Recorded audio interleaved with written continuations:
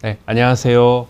연세리엠 피부과 이세원입니다. 네, 제가 지난 시간에 흰머리카락이 다시 검게 될 수 있을지 그 부분에 대해서 말씀을 드렸었는데요. 지난 시간에는 주로 그 흰머리카락이 생기는 원인에 대해서 말씀을 드렸습니다.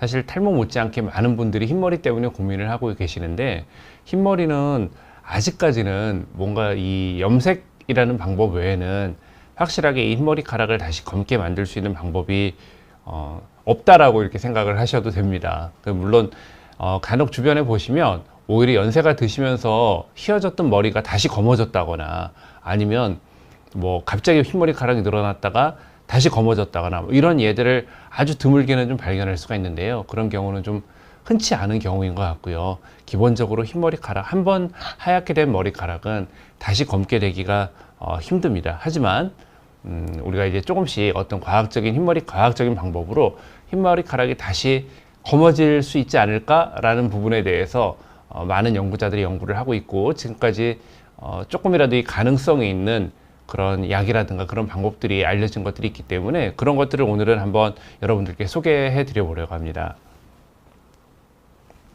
지난 시간에 대한 약간 리뷰를 한번 해보고 시작을 하겠습니다. 제가 지난 시간에 그 하버드 대학이 굉장히 훌륭한 그 논문이 나왔다는 것을 소개를 드렸어요. 그래서 흰머리가 잘 생기는 원인 중에 가장 큰 원인이 스트레스, 그 중에서도 통증이라는 것을 말씀을 드렸습니다. 그래서 우리가 검은 털이 나는 쥐를 이렇게 옴짝달싹 못하게 어떤 구속부에 가둬가지고 움직이지 못하게 하는 스트레스를 줬다거나, 아니면 그 쥐를 괜히 건드려 보는 거죠. 괜히 이렇게 잠을 못 자게 불도 켜보고, 괜히 툭툭 건드려 보고, 쥐가 있는 그 케이지를 막 흔들어서 쥐를 좀 혼란스럽게 해보고, 이런 식으로 쥐한테 만성 스트레스를 줘보게 되고요. 혹은 레신 페라톡신이라고 하는 그 주사를 했을 때 굉장한 극심한 고통을 느끼게 되는 그런 약을 주입을 했을 때 흰머리가 또 생기는지 그런 것들을 봤었는데, 그 가장 흰머리가 많이 생기는 그런 스트레스는 통증이라는 것을 하버드 대학에서 어떤 논문으로 연구로 밝혔다는 것을 지난 시간에 말씀을 드렸습니다. 그래서 이렇게 어떤 통증을 줬더니 검은 털만 나는 쥐가 이렇게 흰 털이 났다는 그런 연구 결과가 있었고요. 또 이렇게 한번 생겼던 흰 털은 그 털을 다 밀고 다시 털이 나는 주기를 기다려서 봤을 때도 검어지지 않고, 한번 휘어진 털은 계속 희게 난다, 이런 뭐 연구 결과들을 지난번에 말씀을 드렸습니다.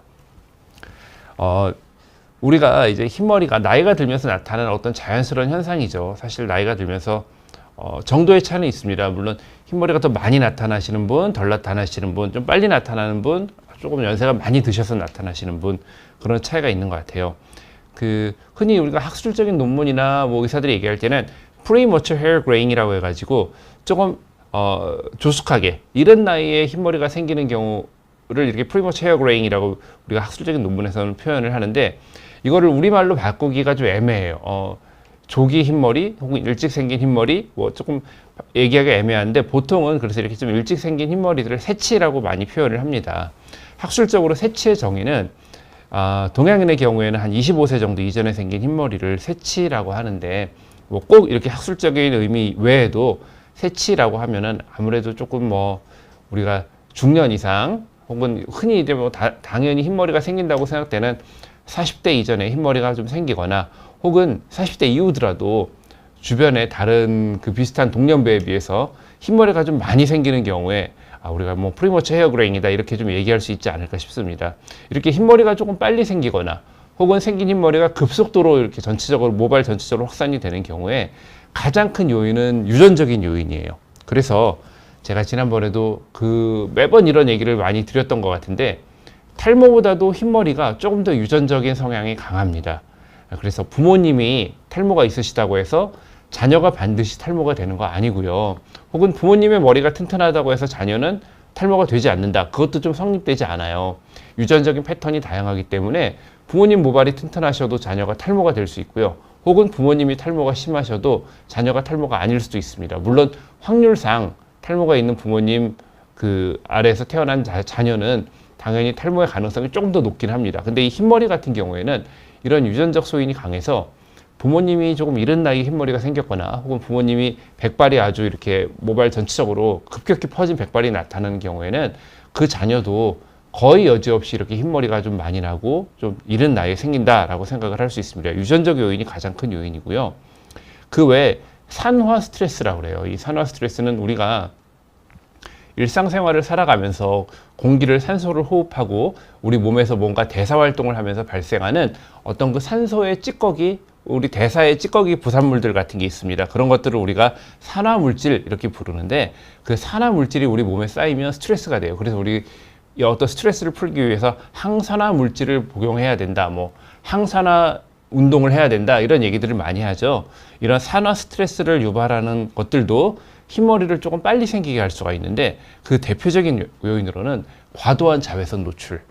우리가 피부 노화가 될 때도 내인성 노화, 나이가 들면서 자연적으로 나타나는 노화가 있지만 그 외에 외인성 노화, 나이가 들면서 자연적으로 나타나는 노화 이외에 플러스 알파가 되는 요인 중에 가장 큰 요인이 사실은 자외선 노출이에요. 그래서 도시에서 사무직으로만 근무를 하신 분들하고 이제 시골에서 뭐 농사를 짓고 야외에서 일을 많이 하시고 활동을 많이 하신 분들의 피부를 비교를 해보면 그 자외선 노출이 적었던 도시에 계신 분들이 확실히 피부의 노화가 훨씬 덜합니다. 같은 나이의 분들을 비교해 봤을 때 자외선 노출이 많은 분, 외부에서 요즘에 이제 골프나 테니스 같은 운동이 굉장히 젊은 층 사이에서 많이 유행을 하고 있는데, 우리 피부과 의사들이 그렇게 운동을 하실 때 반드시 자외선 차단제를 철저히 바르고 가능하면 모자를 쓰고 하시라고 권장을 드려요. 그 이유는 이 자외선의 반복적인 노출 혹은 과도한 자외선의 노출이 갖고 오는 이런 산화 스트레스의 증가로 인한 어떤 노화, 모발이나 피부의 노화 때문에 그런데, 이런 과도한 자외선 노출은 흰머리도 많이 일으키게 됩니다. 결국은 흰머리도 우리 털 뿌리 쪽에 있는 멜라닌 세포의 노화에 의한 것이라고 생각이 되거든요. 그 외에 공해라든가 정서적인 스트레스, 그리고 우리 생활 습관 중에 음주나 흡연 역시 이 흰머리를 많이 늘릴 수 있는 이 산화 스트레스를 증가시킬 수 있는 우리 생활 습관이기 때문에, 만약에 어떤 유전적인 요인으로 부모님이 흰머리가 많은 분들이 나는 우리 어머니 아버지보다 흰머리가 조금 늦게 왔으면 혹은 좀 적었으면 좋겠는데 라고 생각을 하신다 그러면 이 음주나 흡연을 좀 자제하시는 것이 좋겠다고 생각을 합니다. 그 외에 이 흰머리가 갑작스레 생긴 흰머리가 어떤 병이나 어떤 상황이 개선되면 좋아지는 경우가 있어요. 이런 가역적인 요인. 그러니까 이 흰머리 경우에 대부분의 흰머리는 한번 휘어진 것들은 다시 검어지긴 힘듭니다. 하지만 어떤 병에 의해서 혹은 어떤 그 부족 상황에 의해서, 결핍 상황에 의해서 급성으로 갑자기 생긴 흰머리 같은 경우에는 다시 그 상황이 개선되면 검게 좀 변할 수가 있는데, 대표적인 게 영양결핍이에요. 그래서 비타민 B12가 결핍되거나 혹은 우리 빈혈이 있는 경우, 철분 부족이 심한 경우, 그러니까 이런 경우에는 뭐 여성의 경우에는 뭐 과도한 생리혈이 좀 많다거나, 혹은 뭐 남성의 경우에도 위장 질환이 있어서 장에서 만성적인 출혈이 있다거나, 혹은 어떤 그 철분이 풍부한 음식, 육류 같은 거를 섭취하지 않음으로 인해 생기는 빈혈이라든가, 이런 경우에 흰머리가 조금 더 빨리 생길 수가 있고요. 혹은 또 구리 성분, 우리가 우리가 섭취해야 되는 미네랄 성분 중에 구리가 있는데 이 구리 성분이 좀 부족하다거나, 혹은 심각한 단백질 부족으로 인해서 이렇게 몸이 많이 마르면서 모발이 약해지고 그럴 때도 흰머리가 잘 생길 수 있고요. 여기서 얘기하는 이제 채식주의자는 극단적인 채식주의자를 말씀드립니다. 일반적으로 뭐 채식을 좀 위주로 하고 그러는 분들은 크게 문제는 없지만, 극단적인 채식주의자의 경우에 흰머리 발생 비율이 조금 더 높다고 그러고요. 혹은 아토피 같은 염증성 질환이 주로 두피에 많이 생기는 분들은 이런 흰머리의 발생 가능성이 조금 더 높다고 볼 수가 있습니다. 그런데 이런 영양결핍의 이런 상황들이 꼭 흰머리에서만 해당되는 게 아니고요. 결국은 이런 것들이 모발의 약화, 모발의 노화를 만드는 것들이거든요. 이게 탈모의 원인이기도 해요. 그래서 적절한 어떤 영양분의 섭취가 꼭 필요한 거고요. 갑상선의 항진증과 저하증이 모두 어떤 저하증이나 항진증 중에 한 가지가 아니라 갑상선의 문제를 일으키는 이런 항진증, 저하증이 모두 흰머리의 원인이 될 수가 있습니다. 또 이런 것들이 탈모의 원인이 될 수가 있고요. 백반증이라고 해서 멜라닌 세포가 갑자기 좀 사라지는 그런 병이 있어요. 이런 백반증이 두피에 나타날 경우에는 두피에 그 백반증이 침범한 그 부위는 전체적으로 흰머리가 갑자기 나타날 수가 있습니다. 또 원형 탈모를 겪어보신 분들은 아실 텐데, 심한 원형 탈모를 겪고 나서 그 부위에 머리가 다시 나는데 검은 머리가 나지 않고 흰머리만 나는 경우를 좀 경험하신 분들이 계실 거예요. 또 몇몇 유전 질환에서 흰머리가 나는 경우가 있는데, 어쩌면 한편 다행스럽게도 이런 영양결핍이라든가 갑상선의 어떤 이상, 백반증, 원형 탈모 같은 이런 병들은 그 병의 상황이 잘 호전이 되면, 열심히 치료를 받으시고 혹은 적절한 영양을 섭취하는 경우에 이 휘어졌던 이 흰머리가 일부 다시 검은 머리로 변하게 되는 이런 가역적인 어떤 변화를 일으킬 수도 있습니다. 그래서 뭔가 이런 어떤 병이 있거나 영양결핍이 있을 때는 이런 부분을 개선하기 위한 노력이 꼭 필요하실 것 같아요. 자, 제가 좀 전에 앞에서도 말씀드렸는데 우리가 그 흰머리를 개선할 수 있는 어떤 확실한 방법은 현재까지는 염색 외에는 사실은 방법이 없습니다. 근데 몇몇 문헌들, 몇몇 논문들에서 어떤 약들로 인해서 우리가 휘어졌던 흰머리가 다시 검어지는 그런 약들이 있다라는 논문들이 있어요. 그래서 그 논문들에서 나온 약들을 이렇게 발췌를 해봤는데요. 제가 보시면은 좀 어렵게 써놨어요. 이렇게 일부러 어렵게, 사실 일반인 분들이 의학을 전공하지 않은 분들이 알아보기 어려운 약 이름들이나 이런 거를 이렇게 쭉 쉽게 풀어쓰지 않고 이렇게 써놨는데, 그 이유는 여기 나온 약들이나 이런 거를 혹시라도 흰머리가 많은 분들이 진짜 이 약을 먹거나 이 약을 뭐 바르거나 했을 때 흰머리가 검어진다고 생각을 하셔가지고 진짜로 이 약을 드시고 바르고 하실까봐 제가 일부러 어렵게 써놨습니다. 여기에 있는 이 약들은 일종의 케이스 리포트라고 하는데, 쉽게 말씀드리면 이런 거예요. 어떤 분이 우리 옆집에 어떤 분 아버지가 암에 걸리셨는데 치료 하나도 안 하고 아침마다 본인 소변을 받아 드셨더니 암이 나았다더라. 이런 거나 마찬가지예요. 그거는 물론 그 어떤 민간요법이 그분에게 좋은 작용을 일으켰을 수도 있겠지만 그건 전혀 일반적이지 않거든요. 그분의 경우에 이상하게 특이하게 그게 효과가 있었던 거지, 일반적으로 그냥 암 환자들이 그 항암 치료를 포기하고 본인의 소변을 받아 드신다고 암이 좋아진다, 전혀 말도 안 되고 근거도 없는 것들인데, 지금 여기 제가 써놓은 약들이 일부 이런 약들을 드시는 분들 중에서 흰머리가 검어지는 경우가 있었다더라 라는 그런 케이스가 보고된 경우들을 모아놓은 거지, 이 약들이 진짜로 먹었을 때 일반적으로 대부분의 사람이 흰머리가 검어지거나 하는 경우가 절대 아니고요. 이 약들은 잘못 드시면은 심각한 부작용이 생길 수 있는 약들이기 때문에 제가 일부러 알아보시기 어렵게 이렇게 써놨습니다. 근데 그 중에 보시면 조금 알아보기 쉽게 이렇게 한글로 써놓은 그런 것들이 있어요. 여기 보면은 잘라콤이라고 하는 약이 있고요. 여기 보면은 비타민 B, 판토텐산 칼슘, 파라아미노옥시향산이라는 게 있습니다. 요 것들은 비교적 부작용이 적으면서 우리가 쉽게 일상에서 조금 그래도 사용해 볼 수 있는 약이 아닐까 싶어가지고 제가 이렇게 표시를 해놨는데, 물론 이 약들도 진짜로 이 약들을 복용하거나 발랐을 때 대부분의 분들의 흰머리가 좋아진다는 근거는 아직까지 의학적인 근거는 전혀 없고요. 일부 그런 경우들이 발견이 됐다는 거를 제가 발췌를 해온 겁니다. 제가 노파심에 자꾸 반복적으로 말씀드리는데 비교적 안전하다고 생각해서 제가 이렇게 알아보기 쉽게 써놓은 이 약들도 오남용했을 때는 굉장히 그 부작용이 나타날 수 있으니까 조심하시는 게 좋고요.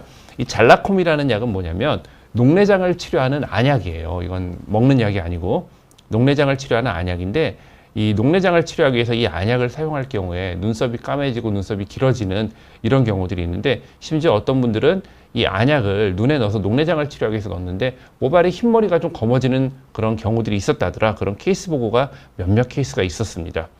판토텐산 칼슘은 우리가 대표적으로 아주 유명한 비타민 B군인데, 그중에 비타민 B5가 판토텐산 칼슘인데, 여러 가지 영양제라든가 특히 탈모 영양제에 판토텐산 칼슘이 많이 들어갑니다. 이 판토텐산 칼슘을 조금 고용량으로 섭취한 사람에서 흰머리가 검어지는 뭐 그런 경우가 몇몇 보고가 있고요. 파라아미노옥시향산이라고 우리가 파바라고 흔히 이렇게 표시가 되는데, 이 약은 여러 가지 비타민 B가 좀 섞여 있는 비타민 B 컴플렉스 군입니다. 근데 이 약의 경우에도 좀 과량을 장기간 먹었을 때 흰머리가 검어지는 경우가 있었다더라, 이런 보고들이 있습니다. 근데 이 판토텐산 칼슘이나 파라아미노옥시향산은 일반적인 비타민 B군은 우리가 섭취를 했을 때 소변으로 배출이 되기 때문에 별다른 문제가 없지만, 이 두 가지 비타민 B도 과량으로 장기간 섭취할 경우에는 여러 가지 몸에 안 좋은 부작용을 일으킬 수가 있기 때문에 단지 내가 이게 진짜 흰머리가 이렇게 하면 흰머리가 좋아진다던데, 흰머리를 좋아지게 하기 위해서 비타민 B를 그러면 권장 섭취량보다 많이 먹어볼까? 요즘에 비타민 B 영양제 많이 있잖아요, 시중에. 그런 생각은 하지 마시고요. 다만 이런 몇몇 가능성이 있는, 앞으로 혹시라도 흰머리를 개선하는 데 도움이 될 수 있는 우리 연구자들이 사용하는 이런 약들이 있다더라, 이 정도로만 좀 알아주시면 좋을 것 같아요. 제일 대표적으로 사실은 많은 종류의 약들은 우리가 염증을 치료하는 엔티인플라마토리 메디케이션이라고 여기 표시가 되어 있는데 항염증제, 흔히 알고 계시는 타이레놀이나 무슨 개보린 이런 것들이 뭐 브루펜 이런 것들이 항염증제거든요. 이런 일종의 항염증제들을 사용했을 때 흰머리가 검어지는 경우가 있었다더라. 이게 가장 많은 약의 종류들이 흰머리가 검은 머리로 변했던 그 케이스 보고에서 나오는 약들이 항염증제 약들입니다. 자, 그래서 흰머리가 그럼 진짜 극복이 가능하냐? 사실은 아직까지는 염색 외에는 흰머리를 극복할 수 있는 방법은 거의 없다. 과학적인 방법은 없다라고 생각하시는 게 맞는데 약간의 어떤 가능성, 그래도 흰머리가 조금은 덜 생기고 혹은 일시적으로 급격히 생긴 흰머리 같은 경우에 그래도 일부 약간은 다시 검게 될 수 있는 그나마 가능성을 우리가 찾아본다면 첫 번째로는 염증성 질환을 치료하는 겁니다. 두피에 있는 염증성 질환이 심한 경우에는 탈모를 유발할 뿐만 아니라 이 결국은 모발이 약해지면서 흰머리가 좀 생길 수가 있거든요. 그래서 두피에 아토피가 있다거나 지루피부염이 심하거나 이런 어떤 염증성 질환 혹은 두피에 여드름이 심한 경우 이런 경우에는 이 염증성 질환을 꼭 잘 치료하시는 게 필요할 것 같고요. 두 번째, 제가 처음에 지난 시간 리뷰에서도 말씀드렸듯이 흰머리가 생길 수 있는 가장 큰 스트레스가 우리 몸의 통증이에요. 그래서 뭔가 몸이 아픈 병이 있으신 분들, 만성 통증에 시달리시는 분들은 그 통증을 잘 조절하시는 것만으로도 그 굉장한 스트레스가 많이 줄어드는 거죠. 그러니까 적극적으로 어떤 그런 통증을 조절하고 통증의 치료에 임하시는 게 좋을 것 같습니다. 세 번째는 비타민 B 섭취. 물론 제가 앞에도 말씀드렸듯이 비타민 B 섭취가 과량을 섭취했을 때 흰머리가 좀 검은 경우가 있고 그런 경우에도 여러 가지 부작용이 있기 때문에 좀 조심하시라고 말씀을 드렸는데 어쨌든 비타민 B가 흰머리와 일부 관계가 있을 수 있다 이런 논문들이 있기 때문에 우리 요즘에 굉장히 좋은 비타민 B 영양제들, 종합 영양제들이 시중에 많이 나와 있는 것 같아요. 그래서 이 비타민 B를 좀 적절히 섭취하시는 것도 조금은 도움이 되지 않을까 싶고요. 이게 모발의 어떤 노화, 과도한 산화 스트레스를 줄이기 위한 항산화제 섭취, 이것도 역시 필요할 것 같습니다. 또한 적절한 단백질이나 영양의 섭취도 흰머리를 좀 줄이거나 극복하는 데 약간 도움이 될 수 있고요. 탈모 치료를 적극적으로 하시는 것도 흰머리를 극복하는 데 결국 도움이 될 수 있습니다. 왜냐하면 이 흰머리가 우리가 머리가 다시 검어지려면 우리가 모발이 점점 약해질 때는 모발의 어떤 성장 주기 중에서 휴지기라고 하는 그 모발이 약해지는 주기로 점점 빠져들어가다가 모발이 사라지게 되거든요. 흰머리가 검어지는 건 멜라닌 세포 때문인데 모발이 잘 자라는 어떤 생장기에 이 멜라닌 세포도 활성화가 잘 이루어져요. 결국은 모발이 점점 약해지는 이 탈모가 생기는 분들의 경우에 탈모 치료를 하는 것들이 흰머리를 조금 검게 하는데 조금 도움이 되지 않을까 생각이 들고요. 실제로 저는 탈모 치료를 굉장히 많이 하는 의사이기 때문에 탈모 치료를 하다 보면 많은 환자분들이 그런 말씀을 하세요. 물론 그분들이 백발이 많은 분들이 탈모 치료를 한다고 해서 백발이 다 검은 머리로 되는 건 아니지만 선생님 요즘에 제가 탈모 치료를 좀 열심히 받았더니 머리가 약간 검어진 것 같아요. 머리 색깔이 좀 진해진 것 같아요. 이런 말씀 하시는 분들은 굉장히 제가 많이 실제로 경험을 하게 되고요. 또 이 탈모를 치료할 때 쓰는 여러 가지 약들, 비타민 B라든가 항산화제, 적절한 단백질 같은 것들은 실제로 제가 탈모 치료할 때도 환자분들한테 많이 처방하는 약들입니다. 이런 약들을 어떤 분들은 제가 이런 이제 영양제 계통의 약들을 처방하면 이건 너무 흔한 약들인데 이런 걸 가지고 탈모가 치료가 되나요? 뭐 이렇게 좀 의심하시는 분들도 계세요. 근데 어떻게 보면 별거 아닌 것 같은 저의 처방이지만 이 처방을 저를 믿고 잘 따라오시는 분들은 탈모가 좋아지는 경우도 많고 그뿐만 아니라 머리카락이 조금 진해지는 경우도 제가 좀 보는 것 같아요. 어쨌든 이렇게 탈모 치료를 열심히 하시는 것도 흰머리를 극복하는 데 약간은 도움이 될 수 있습니다. 또 우리가 생활 습관 중에 음주나 흡연 이것들이 흰머리를 악화시키고 조금 산화 스트레스를 증가시키는 데 영향을 주니까 과도한 음주나 흡연은 좀 자제하시는 게 좋겠고요. 또 우리가 외인성 노화의 가장 큰 원인 자외선 노출, 이거 역시 좀 과도한 자외선 노출은 피하시는 게 좋습니다. 특히 여름에 이 탈모가 있으면서 머리숱이 좀 적은 분들은 꼭 모자를 쓰시는 거를 권장을 드리는데 어떤 분들은 모자를 쓰면은 땀이 차거나 두피에 열이 올라서 오히려 탈모가 증가된다라고 이렇게 생각하시는 분들이 계시는데 그거 전혀 근거가 없는 과학적이지 않은 얘기고요. 오히려 이 탈모가 좀 심한 분들은 우리 모발이 두피를 보호해주는 기능이 있는데 모발의 밀도가 적다 보면 두피의 자외선이 그대로 그냥 직사광선이 쏟아지면서 두피의 손상이 증가합니다. 그러면 당연히 그나마 남아있던 모근들의 그 뿌리에 있는 모발의 그 멜라닌 색소나 이런 부분도 손상을 받을 수가 있기 때문에 여름에 자외선이 강한 곳에 돌아다닐 때는 특히 탈모가 있는 분일수록 꼭 모자 쓰실 거를 권장을 드립니다. 네. 그래서 오늘 제가 준비한 내용은 여기까지고요. 제가 아주 극적으로 도움이 될 수 있는 진짜 흰머리를 확 좋아지게 할 수 있는 방법은 아직까지는 개발이 되지 않았기 때문에 저도 여러분들께 그런 방법을 소개해 드리진 못하지만 어쨌든 제가 안내해 드린 약간이라도 이렇게 가능성 있는 이런 방법들을 건강하게 잘 본인에게 적용을 하신다 그러면 아무래도 그 40살에 생길 흰머리가 한 45세, 머리에 한 20%를 덮을 흰머리가 한 10%만 생기는 뭐 이런 그래도 일부 개선의 효과가 있지 않을까, 그런 가능성이 있지 않을까 생각해서 여러분들께 오늘 이 흰머리를 극복할 수 있는 몇 가지 가능성 있는 방법에 대해서 소개를 드렸습니다.